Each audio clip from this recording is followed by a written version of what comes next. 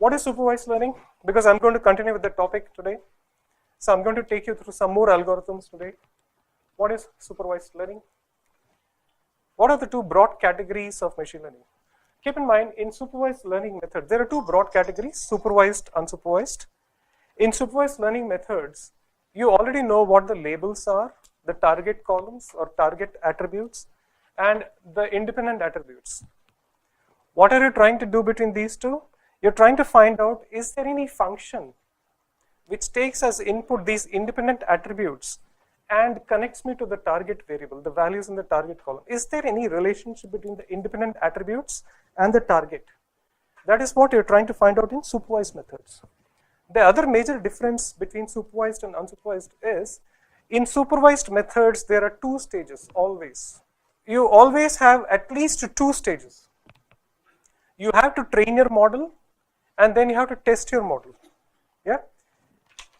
For training your model, if you guys remember this, you'll be using this dot fit function. Have you seen this? And to this dot fit function, what will you feed here? Training data, what will you feed here? You will feed the independent variables indicated by X. And for those independent variables, which you also know the label, you will be feeding the label also. The output of this fit function is your model. So in the linear regression, when you do that, the output of this fit function is a model which is of the form y equal to mx plus c. Did you see this in last time? Equation of a line. The word linear comes from the word line because the models are of this format, this expression. What have you found here? What you're trying to find out here is, what this is exactly telling you is, if this is my data frame, and in the data frame I have many columns, one of the columns is my target variable, other columns are my independent variables. Hi, come in. I1 to In, is there any relationship between these values and these values? This relationship is expressed in form of equations. The relationship that you found in your data set, this relationship you found in this data. What is this data? This data is your training set. But does this relationship really exist? Or is it just a statistical fluke?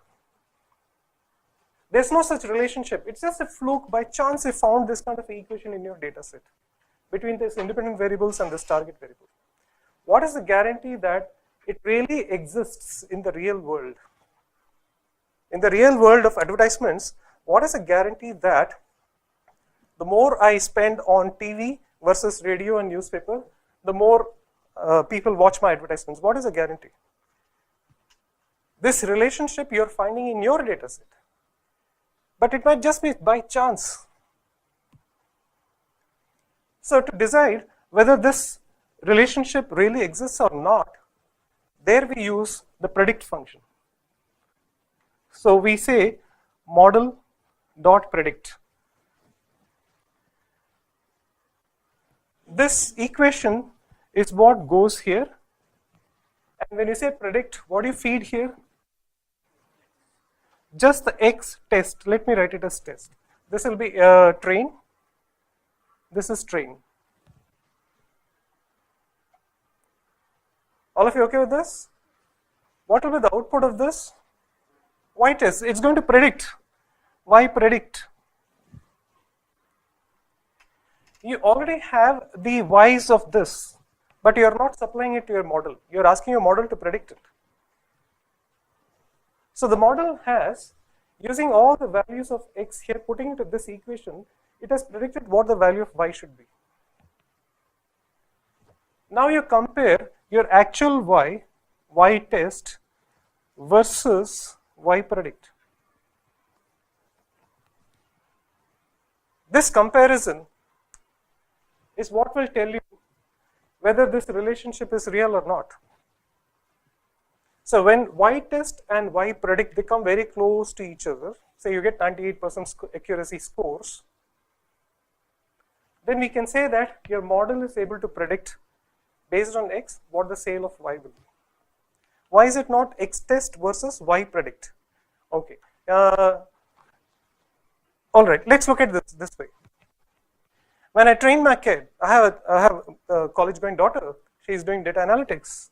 So when I train her on statistics, okay, what I do here is I take her to all the examples in the chapter, and for every example that she goes through in the chapter, she has a corresponding solution also there in the example itself. So she goes through the examples and finds out what the answers are. Hopefully she has understood the concept. Has she understood the concept? Yes or no? How do I check? If I give her the same questions, she will score 100%.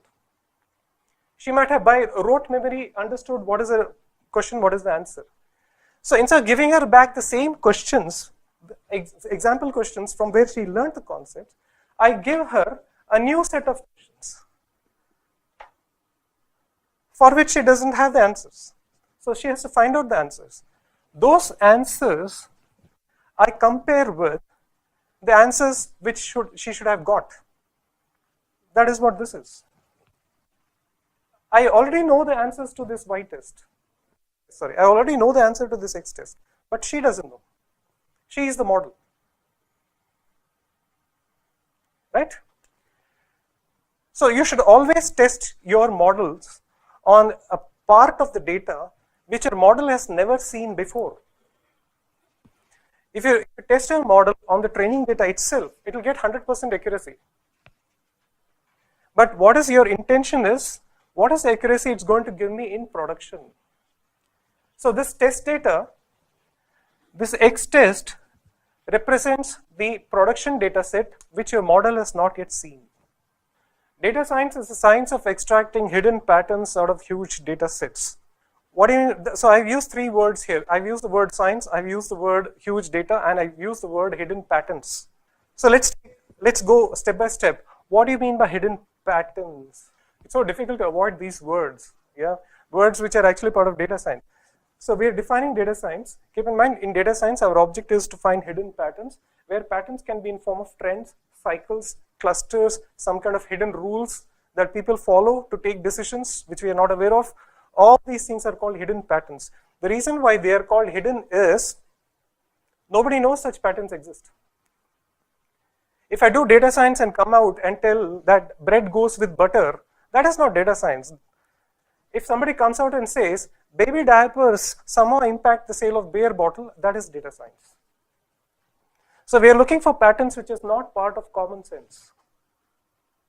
And there are many such patterns hidden in the data set because we all human beings will live by patterns. We generate so many patterns and we leave behind all that information whenever you swipe a credit card, whenever you place an order on the Amazon and book something, buy something, wherever you do any transactions, especially transactions using electronic money, you are generating a lot of patterns.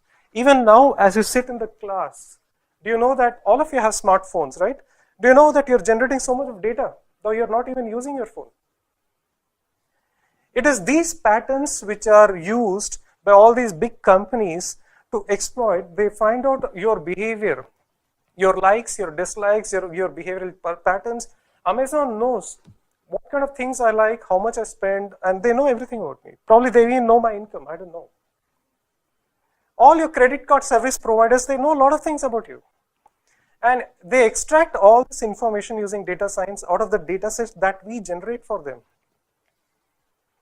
And when you're able to master your data science to such an extent where you're able to extract all these hidden patterns, you can formulate your business strategies around that, increase your top line and increase your margins. And that is what everybody is into right now. Heard of Alexa from Amazon? Yeah. Similarly, Google's Assistant. They are all artificial intelligence based, whose foundation is data science, machine learning. You give an instruction to it, it carries out the instruction for you and does things for you. But do you know that it also listens to you when you're not giving instructions? It was an article on LinkedIn which stumped me when I saw that. Apparently, Alexa even listens to your conversations when you're not even giving any instructions to it. There are so many ways in which people capture data about us and try to find out patterns in those data sets, and we all live by patterns.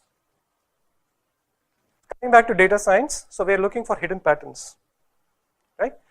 These hidden patterns, the weak signals that we are looking for, they're generally embedded inside huge data sets. You can't take a 30 GB data set and say, I'm looking for hidden patterns. You won't find them. That is why big data has become so popular. Because of big data, data science has become so popular.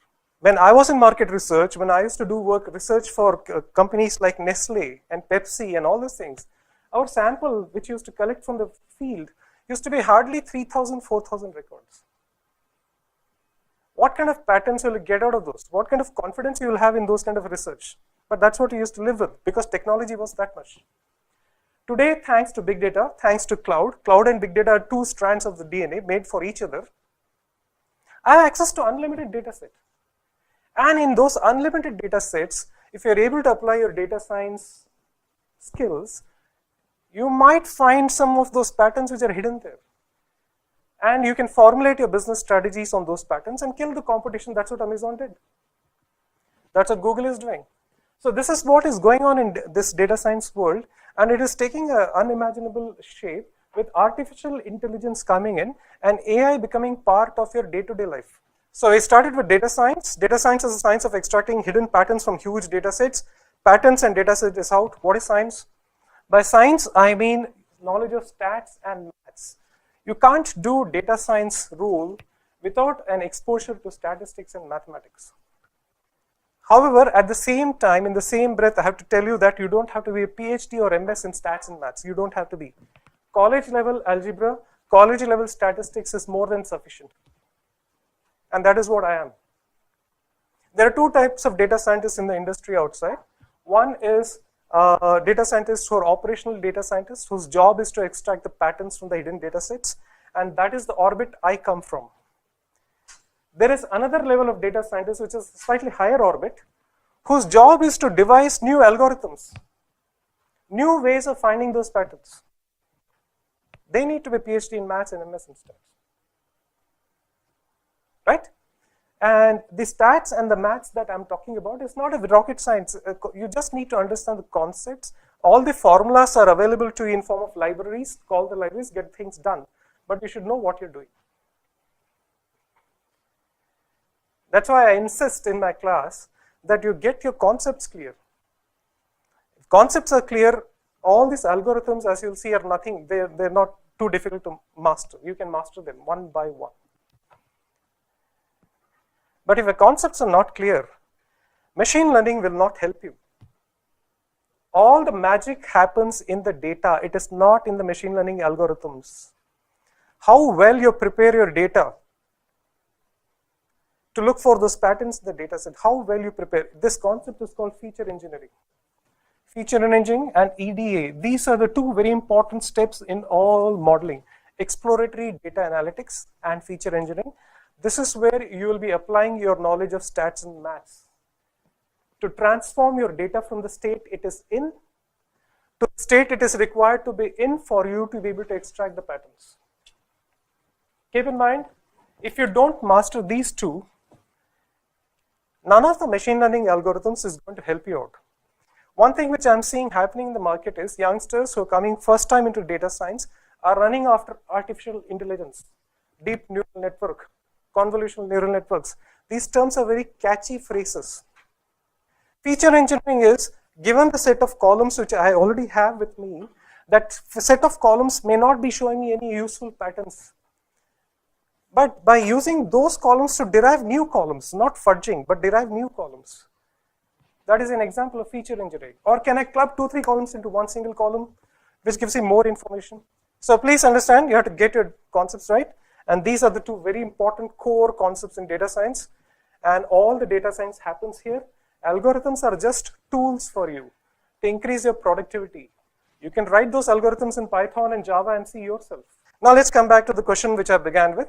What is population and what is sample? And as you have seen yourselves, some kind of contradictory answers are coming out, right? And that is expected. First time when you come across these concepts, these things are expected. So what is population, what is sample? One last time I'm asking, anybody would like to take it up? What is population, what is sample? No problem, let's go with this. All of us have taken a taxi service one time or the other. Have you noticed that The moment you sit in the taxi, especially Uber taxi, I've observed this, it tells you by what time you're likely to reach your destination. What my physics teacher told me in school is, time taken is a function of distance by speed. This guy has not even started moving and it is telling me by what time I'm going to reach. How does that happen? You tell me. The reason I'm taking this example is all of us are familiar with this, all of us are expert in this because we go through this day to day. So time to reach from destination point A to point B. Can you tell me what is this function of? It's a function of distance, it's a function of speed, traffic conditions, time of the day, day of the week. This is actually a pattern which I notice. Number of passengers, the driver condition, the car condition, car khatara to driver condition, right? There are so many attributes which can impact the time taken to reach the destination. You're a data scientist, you're working for one of these taxi service providers. Let's call it Uber.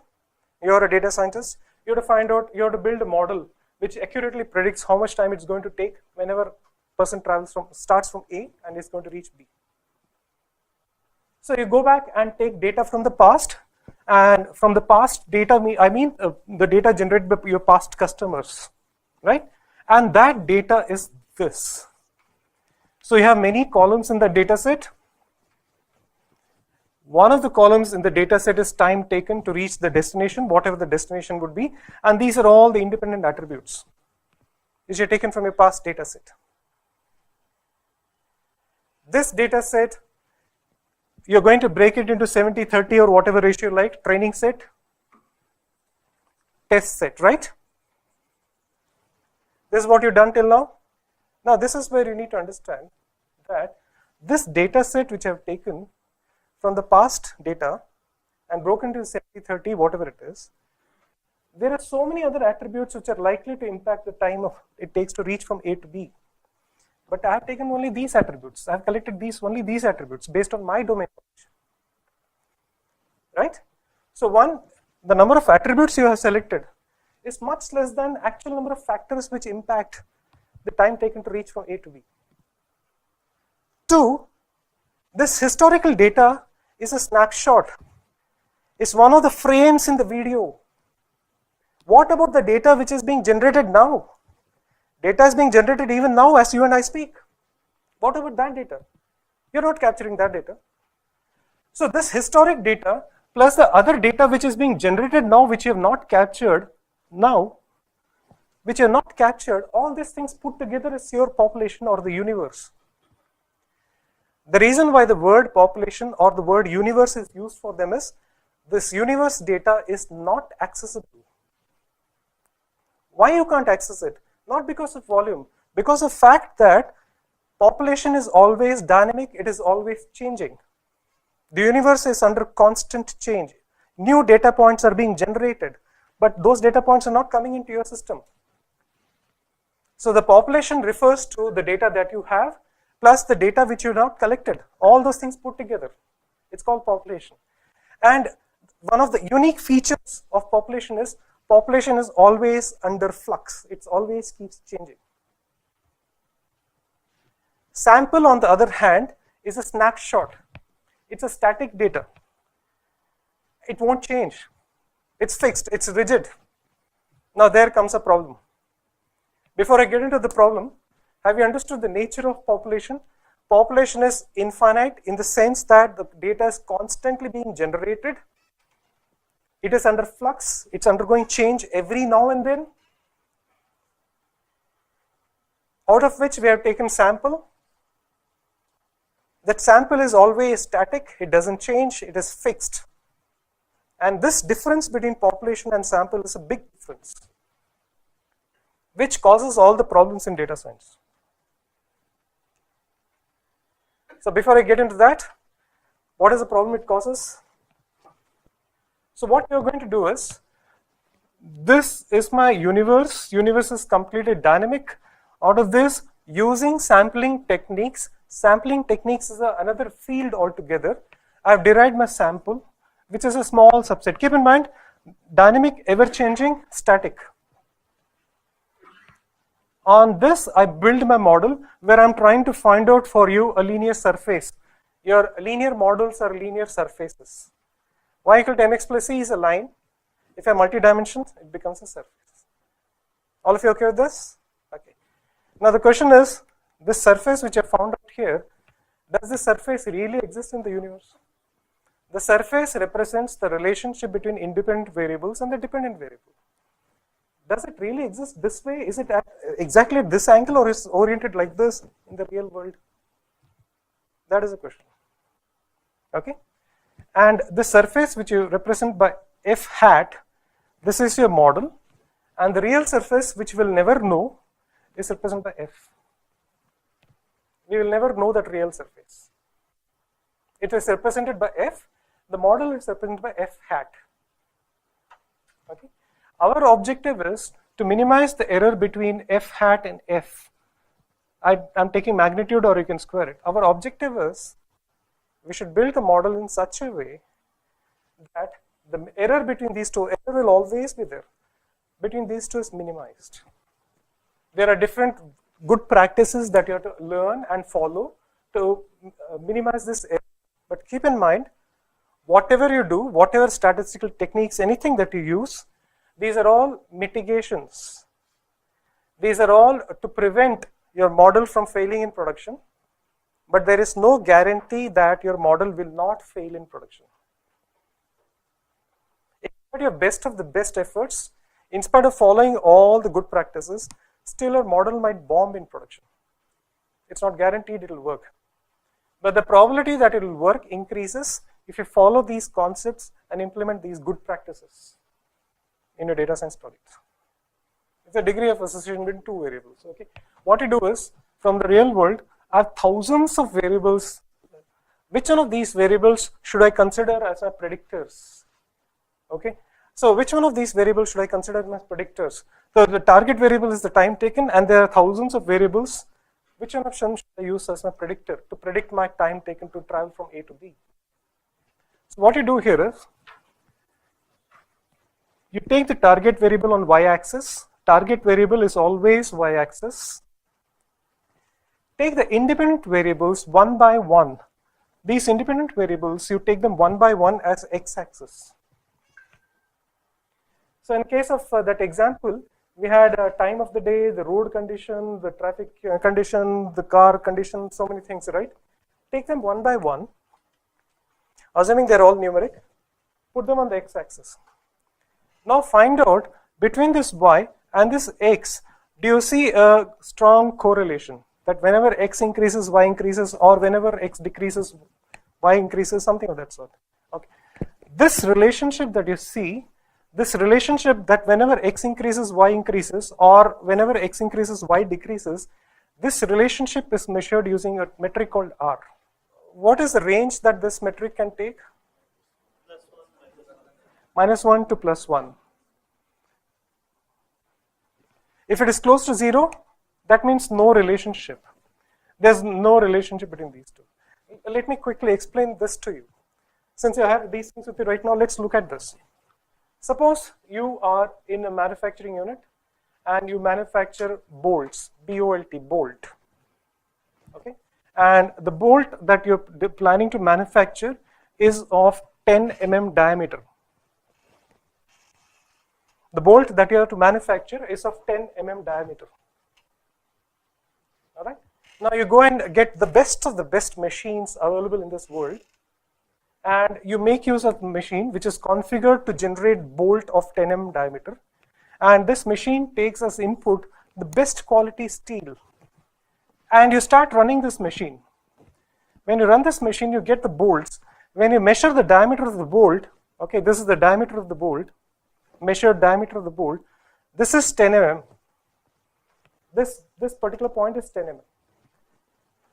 You expect all your bolts to be 10 mm diameter because that is what you designed the machine for. So you expect all the bolts that you manufactured, 100% of the bolts, to be 10 mm diameter, 100%. In real life, this will never happen. You will always find most of the bolts produced is of 10 mm, but some bolts are slightly more than 10, some are slightly less than 10.